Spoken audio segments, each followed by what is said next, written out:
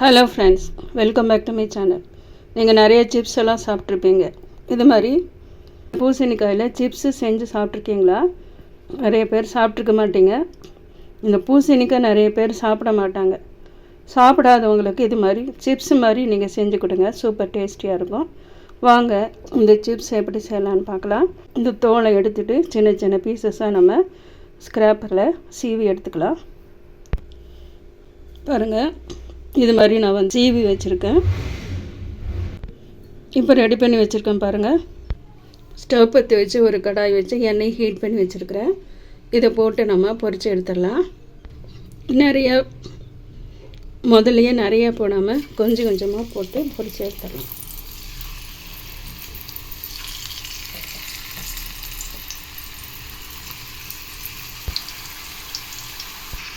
ஒரு கத்தி யூஸ் பண்ணி இதை நான் வந்து திருப்பி விட்டுருக்கேன். பாருங்கள், நல்லா ஃப்ரை ஆகிடுச்சு. இப்போ இது எடுத்துடலாம்.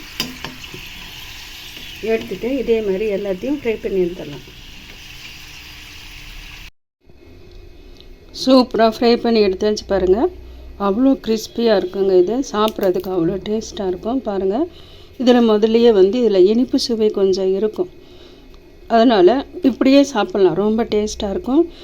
இன்னும் நல்லா டேஸ்ட்டாக வேணும் அப்படின்னா கொஞ்சமாக சால்ட்டு, மிளகாய்த்தூள் போட்டு சாப்பிட்லாம், ரொம்ப டேஸ்ட்டாக இருக்குங்க.